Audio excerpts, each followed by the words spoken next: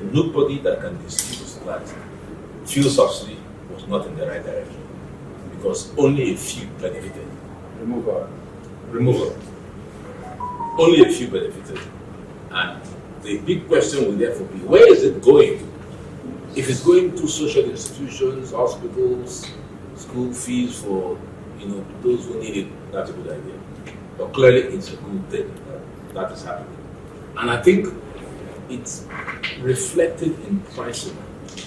Fuel prices are not good. They can be at 100 naira, 200 naira, but they're certainly not 1,200. It's gone down. I don't know what the current price is, but I think it's about 800. Food prices are high but stable, not as before. So if this is possible, see, that's the point.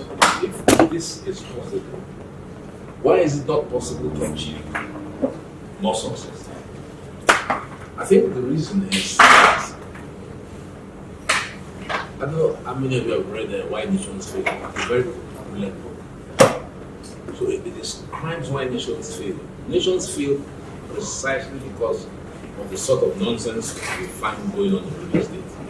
It shouldn't be happening because that's a distraction. I'm sure the people of River State, whether they are PDP or APC, say, what is all this? How does it benefit us? That's the problem that the authors of Why Nations Fail describe. That government fails to focus on good governance. There's a possibility. When I was saying it, I think I don't know people believe in me. When I was saying that we will, remember that was the time the budget, Nigeria's budget was only 2 trillion. I was the first to say this thing can be 10 trillion. Nobody believed. I said, well, some of you were asking me. And I said it can even be 100 trillion. It's now 50 trillion. So I predicted that if the things I have said here occur, you can look at a budget of 500 trillion. Whether in 2026 or 2027, depending on what President Tinubu does. The first thing to do is that we must do what Chief MK Adiola told me when he said, I have 4 wives and I live peacefully with them. Because they all have their own separate apartments, and what they do with their children doesn't concern them. So whether it's an egusi meal, or begiri meal, or okra, it doesn't concern me. Everybody's happy. Nigeria's biggest problem is the over-concentration and over-centralization of power in the center. That's Nigeria's biggest problem. So that's why I noticed, if we were to achieve the 500 trillion naira targeted budget, which is possible, we must break up the over-centralized system. We must break it up to at least 8 constitutionally recognized geopolitical zones. The Middle Belt zone needs to come out of the northwest. The Edo area needs to come out of the south-south. 8 geopolitical zones, each with its own independent economic and constitutional structure. People say that there is a delay in the Supreme Court, takes 10 years. Why would there be a delay? It's only one Supreme Court. In America, there are as many Supreme Courts as there are states. So why should a magistrate's court decision in Yaba head up to the Supreme Court? You have to take it up. So when you open up the process, you have 6 Supreme Courts. You have.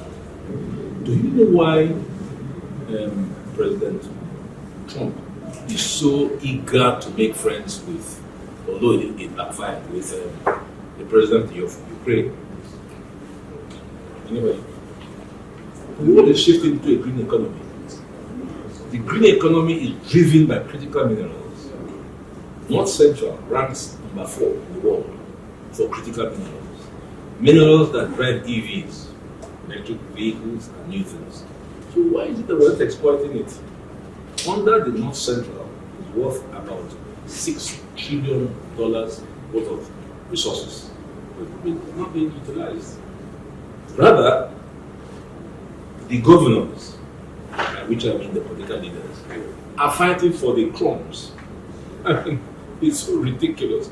They are fighting for the crumbs rather than say, if we work together, we can dig deep and bring bring our resources. So that's why I thought we should be talking about what President Tinubu can do. We ought to give credit where credit is due. So I'm prepared to give him credit that thing he said, which we all figured was not a good idea, fuel subsidy, has worked. It has worked because it has lowered the temperature. But it hasn't lowered it to the point where it's making impact.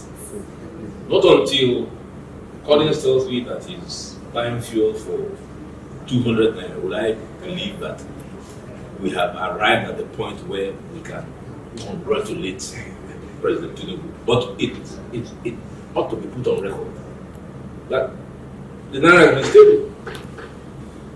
Although it fell today to 1.6, but generally, I was thinking the way things were going, we would be reaching 2,000 plus. So my prediction is, if this thing goes well, we should go under $1,000, 1,000 naira. Not this year, something like the first quarter of next year. We should be able to see that.